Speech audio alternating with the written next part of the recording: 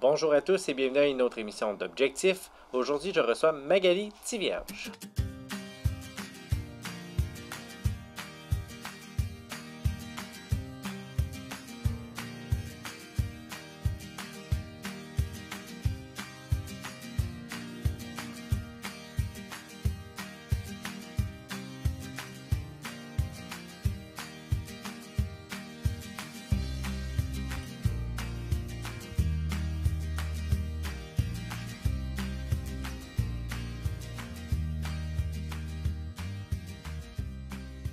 Bonjour Magali. Allô Jean-Philippe. Ça va bien? Ça va bien vous aussi? Ben oui.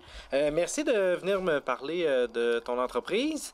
Je sais que tu es déjà passé, mais je vais vouloir qu'on fasse un petit récapitulatif. Pas de problème. Zoothérapie? Yes. Depuis 3 ans. Oui, j'ai parti mon entreprise au début, Zoothérapie, l'empreinte du bonheur, pour par la suite, en cours de route, acheter un nouvel emplacement où est-ce qu'on a vraiment abordé le sujet de centre de zoothérapie, donc le centre l'empreinte du bonheur, parce qu'on offre aussi des services autant sur la route que au centre, en fait. Oui. Puis c'est venu où ce goût d'entreprendre-là? J'ai travaillé à plusieurs places en tant qu'intervenante ou récréologue et à toutes les fois, je me freinais à des barrières. Souvent, en organisme communautaire ou dans une entreprise, on a des objectifs, des valeurs, on a des choses, on a un cadre un petit peu. En partant en tant qu'entrepreneur, ces barrières-là, on peut les modifier. Moi, je travaille beaucoup pour le client. Aller où est-ce que lui va m'apporter. L'objectif qu'il y a derrière tout ça est le besoin. Donc, parfois, dans des organismes, on a des freins parfois, puis ça jouait un petit peu contre mes valeurs certaines fois, fait que c'est pour ça que je suis partie en entreprise.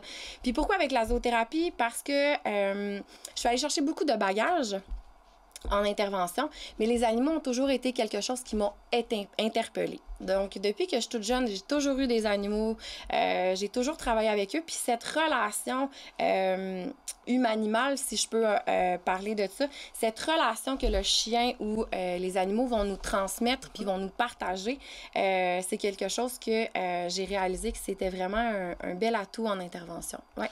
Oui, tu as sûrement allé chercher une formation spécifique pour ça. Oui, je suis allée chercher une formation en zoothérapie qui n'existe plus présentement parce qu'il faut savoir que la formation en zoothérapie, puis le terme de zoothérapie, en fait, il a évolué à travers les années. Au début, on parlait plus d'intervention. Je fais de la zoothérapie, on vient flatter mon animal, puis ça l'apporte des bienfaits. En même titre que quand tu as un animal à la maison, que tu en profites puis qu'il t'apporte un bien-être, une sécurité, un sentiment d'appartenance, ça t'apporte du bonheur, etc. Bien là, la zoothérapie a été poussée un petit peu plus où est-ce qu'on forme des intervenants professionnels, que ce soit des éducateurs, des travailleurs sociaux, des psychologues, des ergothérapeutes et autres professionnels auxquels on va vraiment apporter... c'est un outil d'intervention, c'est vraiment une modalité d'intervention différente pour juste vraiment travailler d'une autre façon avec les personnes en relation d'aide. OK, donc pour apporter de quoi de nouveau là-dedans. Puis là, maintenant, là, tu dis que la formation se donne plus, donc toi, tu as terminé la formation. Oui, donc la formation que j'ai suivie avait lieu il y a 10 ans. Maintenant, il y a une formation qui est reconnue par le ministère de l'Éducation, qui est l'AEC, en fait, en intervention, zoothérapie et médiation animale. Il y a certains cégeps qui l'offrent. Okay. Je préconise beaucoup l'AEC parce qu'une personne qui commence, qui n'a pas nécessairement de cours en intervention ou qui ne sait pas trop où s'en aller, bien, ce cours-là, c'est sur 3 ans, puis il va apprendre à la personne, justement, tout au niveau des sphères de la personne auxquelles il faut travailler, mais aussi au niveau des différents critères, des différentes évaluations à faire avec l'animal, puis il y a tout au niveau du comportement de ceux-ci également là, dans l'enjeu. Ouais. Parce que là, tu as apporté avec toi un de tes collègues de travail. Ben oui, Willy Willou. Puis Willy Willou, là, comme vous pouvez voir, hein, il est calme, il est au repos. On sort de 2 heures d'intervention, en fait, avec 2 personnes qui sont sur la curatelle. Donc, j'ai fait beaucoup de suivi avec des personnes dans les centres où est-ce qu'on a besoin d'un suivi un peu plus spécialisé avec ces gens-là pour soit maintenir des capacités ou apporter la personne à un développement sur un aspect là, X. Ouais. Puis, ta clientèle cible, en proprement dit? En fait, je travaille beaucoup avec toutes les clientèles. Faut savoir qu'en zoothérapie, bon, chaque professionnel a normalement la clientèle auquel il est le plus comment je peux dire, il est le plus un petit peu apte à travailler. Mais moi, en ayant un gros bagage par mes études, par mon cheminement, par mon travail, bien, j'ai été apportée à travailler avec toutes les clientèles, que ce soit en santé mentale, que ce soit dans les écoles, que ce soit avec les personnes âgées, que ce soit avec les enfants, avec les troubles de comportement, que ce soit avec gestion des émotions, avec tout ce qui est stimulation du langage, déficience intellectuelle, déficience physique, autisme. Bref, j'ai été appelée à aller chercher de l'expérience, puis à aller me chercher des petites formations de plus pour justement être capable de bien répondre aux besoins, puis d'être mieux outillé, tout dépendamment de quelle clientèle qui a un besoin. Exactement. Puis comme je l'ai déjà dit, probablement dans une autre vidéo, chaque animal va avoir son rôle à jouer, puis il va travailler sur un objectif différent. Par exemple, le chien, je vais beaucoup l'utiliser sur n'importe quel objectif, que ce soit au niveau de la stimulation, au niveau de la motricité, au niveau du langage, au niveau cognitif. Mais je peux utiliser les rats aussi en motricité fine, motricité globale. Je peux utiliser le cochon d'Inde ou le hérisson pour un autiste qu'on veut créer des effets, qu'on veut créer une réaction, un sentiment ou juste une réaction. Des fois, j'ai des gens que je rencontre qui n'ont pas parlé pendant des années, puis juste le fait de toucher l'animal qui va être un petit peu plus piquant, par exemple le hérisson, bien, ça va créer une réaction qui va peut-être apporter à dire un mot. « Ah, fais attention » ou « Non, touche pas » ou « I ». Bien, ces choses-là, c'est quelque chose qu'on va vouloir aller chercher en intervention. Ouais. Ça doit être gratifiant comme travail quand même, d'apporter c'est gratifiant, oui, c'est gratifiant, puis c'est ma paye. Quand je repars, puis je dis, ah mon Dieu, hey, j'ai fait parler de madame, ça fait 2 ans qu'elle a jamais dit un mot.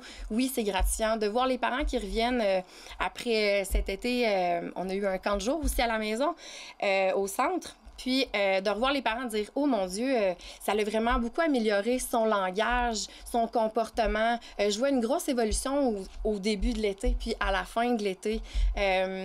Oui, c'est une paye. Mais je te mentirais pas que parfois, ça peut être lourd aussi.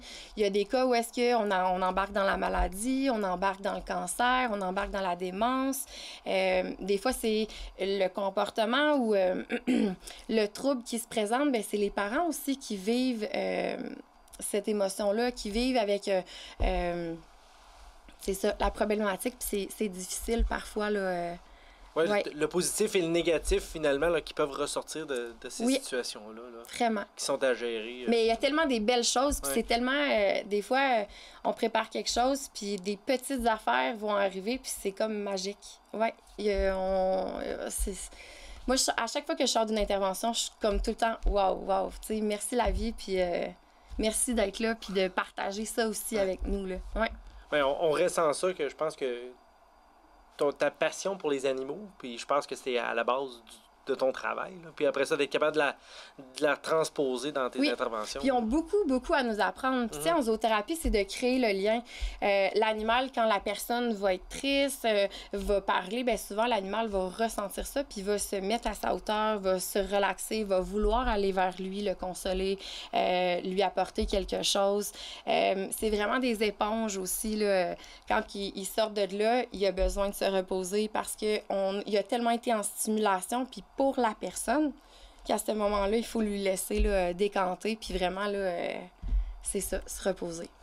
Pour se préparer pour une prochaine. Pour une prochaine intervention. Puis c'est sûr qu'avec un animal, on lui apprend beaucoup de choses aussi. Il faut qu'il apprenne plusieurs tours, à travailler avec différents matériels et tout. Là. Fait qu'il y a une grosse part de formation pour les animaux qui sont avec nous. Là. Ça prend combien de temps, former un animal? Lui, ça fait 3 ans qu'il est avec moi. Okay. Je vous dirais, pour tous ceux qui connaissaient Willy Willou, qui était le chien à mon grand-père. C'est un chien qui jappait, qui s'enfuyait, qui l'écoutait pas, qui restait jamais en place. Et après, je vous dirais 2 ans, j'ai fait un très bon chien de zoothérapie. On a suivi beaucoup de formations ensemble. On s'en va faire une évaluation au mois d'octobre encore. Donc, oui, ça prend, je vous dirais, une coupelle, 1 ou 2 années comme il faut là, pour faire un bon chien. Là. Quand même, donc, il y a beaucoup de travail aussi. Et pour l'animal et pour le maître aussi. Et pour l'intervenant, mais c'est ça. Puis tu sais, en tant que professionnel, ben on a toujours à se former à chaque année, puis ben dans le fond, suivre les barèmes de la corporation parce qu'on a de la formation continue à faire si je veux garder mon membership, en fait, puis pouvoir pratiquer. Oui, excellent. J'aimerais aborder aussi le partenariat que tu as avec plusieurs organismes communautaires. Oui. Dans la région, présentement, ben là, je suis en partenariat aussi beaucoup avec le salon de toilettage, le Gentleman Poilu, qui toilette mes animaux gratuitement. En fait, on a une belle échange à ce sens-là. Ensuite de ça, je fais beaucoup affaire avec les organismes communautaires tels que les mesures alternatives. Il faut savoir que les mesures alternatives, ils sont là depuis 1 an avec moi. Ils m'envoient des jeunes. Ben en fait, non, ils ne m'envoient pas, mais on a un beau partenariat où est-ce que les jeunes viennent chez nous faire des travaux communautaires parce que des fois, dans certains milieux, ça ne fonctionne pas. On rencontre des problèmes. Donc, les jeunes viennent à la maison, on les responsabilise, on leur donne une certaine autonomie. Ils apprennent à prendre soin d'un animal, mais prendre soin d'un animal, c'est apprendre à prendre soin de soi aussi. Fait qu'il y a beaucoup de parallèles. Je te dirais que depuis... en fait, depuis qu'on travaille en collaboration avec les mesures alternatives, il y a beaucoup de jeunes qui sont passés à la maison puis qui sont fiers de revenir et de montrer à leurs parents le travail qu'ils ont fait sur le terrain. Je vous dirais que toute la mise en place, les infrastructures, les box dans l'écurie, les clôtures, le jardin, les jeunes de mesures alternatives ont pris part à tout ça. Puis c'est grâce à eux que ça a pu grandir, puis ils viennent encore à la maison. Il y en a qui reviennent, puis ils sont fiers. Puis je vous dirais même qu'il y a un jeune il y a eu quelque chose pendant cet été qui avait déjà fait des travaux communautaires et il est passé à la cour, puis il m'a dit... Moi, je sais déjà où il a dit au juge, moi, je sais déjà où je vais aller faire mes travaux communautaires, puis c'est là que je veux aller. Fait que je trouve que ça veut dire qu'on a laissé notre empreinte. On a laissé cette trace-là. L'animal a laissé quelque chose assez pour dire que ce jeune-là a appris quelque chose, puis a trouvé satisfaction à venir faire des travaux communautaires à la maison. Là. On sent que ton entreprise est vraiment en développement. Là. C'est parce que si j'entends qu'il y a quand même beaucoup de travaux qui se sont passés chez vous, ça veut dire que visiblement il y a un besoin, il faut créer des installations, il faut créer de l'emplacement pour les animaux. Exactement. Donc au début, moi j'étais dans une petite demeure, on a acheté une autre demeure, on a modifié le tout en 3 ans. Puis, la nouvelle endroit où on a acheté, en fait, c'est vraiment... tout était à construire, mais on avait tout le terrain pour le faire. Fait que oui, j'ai beaucoup de demandes, j'ai beaucoup de nouveaux programmes. Je suis en train de suivre une formation aussi en Europe, une formation qui vient d'Europe sur l'équimotricité, tout ce qui est au niveau du développement psychomoteur chez les enfants en bas âge. C'est des parcours, dans le fond, avec les poneys, à cheval et à côté, où est-ce qu'il y a des parcours. Donc...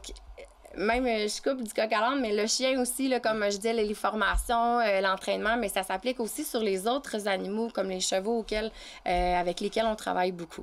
Fait que oui, il y a beaucoup d'installations qui sont en train de se construire, puis il y a des nouveaux projets qui ont été mis sur ma route, que j'ai été approchée, par exemple, pour peut-être, possiblement, développer une école alternative au centre.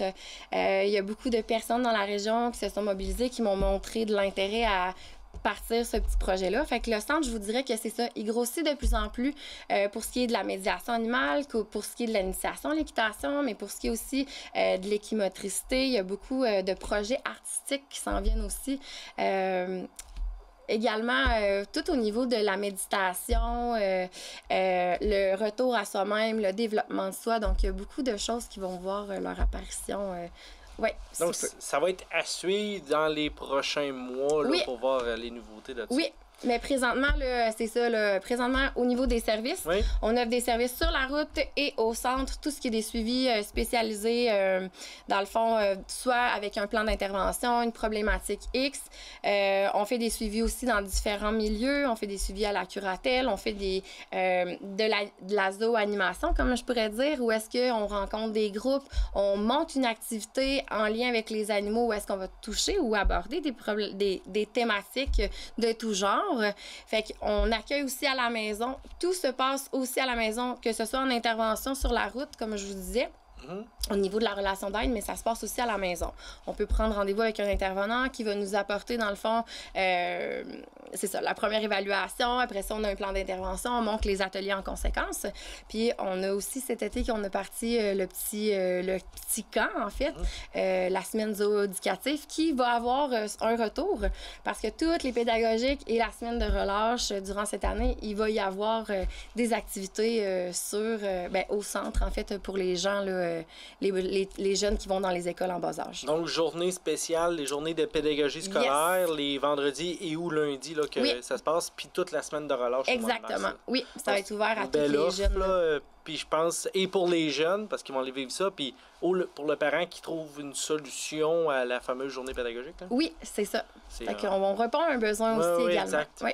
Puis on en parlait en préparation de l'entrevue, de pouvoir, je vais dire, vivre de ta passion dans la MRC des Appalaches, c'est quand même bien, parce que, en tout cas, je pense, tu sais, zoothérapie, on pense souvent des fois grand centre, des choses comme ça, Ouais. mais de pouvoir en région vivre de ça, c'est pas un privilège, quelque part. Ben, je te dirais que j'ai travaillé pour aussi. Premièrement, de faire connaître c'est quoi la zoothérapie, qu'il y a un professionnel, qu'il y a un animal entraîné et que c'est une intervention avec une personne qui a un besoin. Donc, de tout remettre ces bases-là puis de vraiment expliquer. Je suis allée rencontrer différents professionnels, tous les organismes communautaires aussi. Il a fallu que, c'est ça, que je travaille. Maintenant, ce privilège-là, ben, oh mon Dieu, il était vraiment parti, hein, pauvre petit minou. Donc, ce privilège-là, maintenant, j'ai à le partager, en fait, avec une collègue que j'ai engagée, des animateurs que j'ai engagés aussi. Donc, présentement, l'entreprise est en expansion. Puis, ben, je suis contente parce qu'après 3 ans, c'est quand même, c'est ça, je t'ai rendue là, ouais, dans mon plan de... Excellent. Puis, juste avant de donner une c'est mon suite... Willy. Tiens. Juste Ouais, avant de il veut donner une travailler, suite à ta collègue là, qui va venir nous parler Oui. des ateliers, tu vois où ton entreprise dans 3-4 ans? Moi, j'aimerais ça vraiment être là, présentement, on commence à être reconnaître beaucoup en tant que centre thérapeutique. J'aimerais ça avoir, d'être davantage une équipe multidisciplinaire. Présentement, là, on est 2 éducatrices. Moi, je suis éducatrice, récréologue, technicienne en loisirs. J'ai une formation d'intervention en Reiki, en équitation, puis en équimotricité, bref. Mais de travailler avec d'autres, d'avoir peut-être à notre équipe une travailleuse sociale, d'avoir un psychologue qui vient travailler avec nous. Présentement, on se fait référer par certains psychologues pour les suivis individuels, mais de pouvoir vraiment avoir une équipe auquel on module, puis on planifie, puis on organise nos ateliers en conséquence. Je me vois beaucoup plus comme une entreprise sociale, tu sais, où est-ce qu'ils travaillent beaucoup avec les organismes communautaires. Le but n'étant pas de nécessairement faire des gros profits mais de répondre à un besoin puis d'aider les gens dans la région. Oui.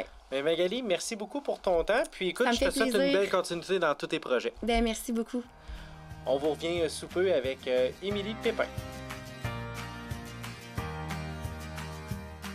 Donc, de retour avec Émilie, qui est intervenante. Bonjour, qui est intervenante avec Magali, donc pour l'empreinte du bonheur. Oui.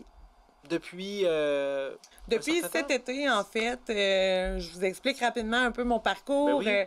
Je suis éducatrice spécialisée diplômée depuis 2016. J'ai terminé ma stratégie d'intervention en zoothérapie l'année dernière, en juin.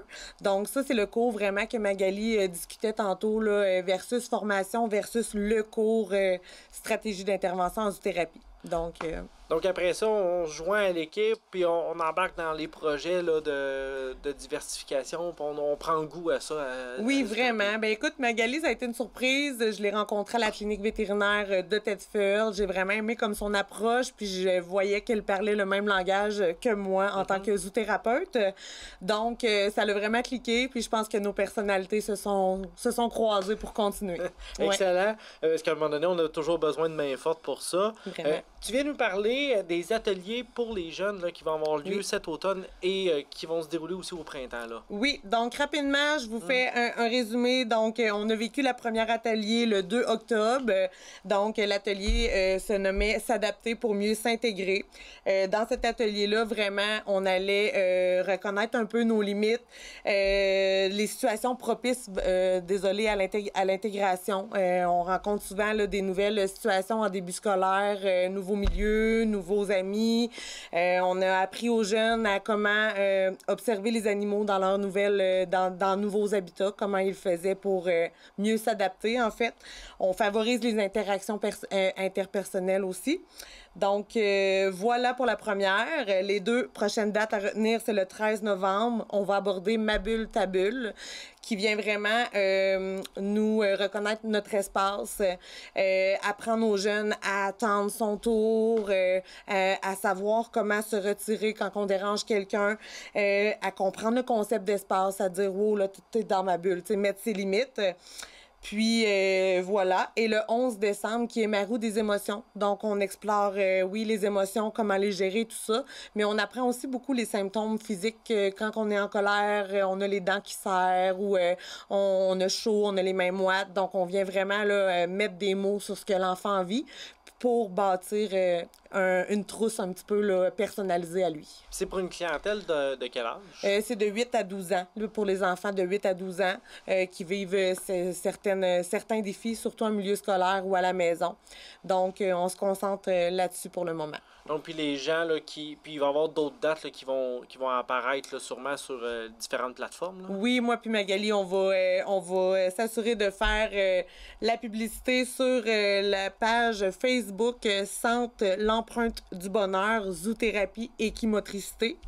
Ou on peut simplement aussi prendre des informations au numéro de téléphone 418-281-3387 pour parler à Magali, là, puis on se fera un plaisir de répondre à vos questions. Donc, tout ça là, pour essayer de voir là, si l'enfant, finalement, cadre dans le programme, puis oui. On peut apporter quelque chose par rapport à ça, parce que tous les sujets, c'est toujours abordé en lien avec un animal. Là. Oui, toujours. On a toujours l'animal qui est adapté dans nos ateliers. Donc, on fait vraiment des liens avec l'enfant et l'animal de ce qu'il peut vivre. Donc, les ateliers sont adaptés là, avec les animaux. Puis, voilà. Il faut aussi savoir qu'il y a des places limitées. Donc, c'est premier arrivé, premier servi. Donc, rapidement, il faut réserver notre place parce qu'on se donne des disponibilités d'ouvrir peut-être d'autres ateliers, mais pour le moment, on veut vivre l'atelier. Puis, c'est si je participe à l'atelier, exemple, du mois d'octobre, je suis pas nécessairement... c'est pas une série d'ateliers, là, c'est un à la fois. Là, oui, donc, effectivement. Donc, tu fais bien de le préciser. En fait, on demande une inscription pour chaque atelier. Donc, c'est pas tous les enfants qui ont chaque thème à travailler. Fait que c'est pour ça qu'on aborde différents thèmes là, une fois par mois. Bien, Émilie, merci beaucoup d'être venue nous expliquer ça aujourd'hui. C'était très intéressant. Bien, merci à vous. Merci également d'avoir été des nôtres pour notre émission d'Objectif.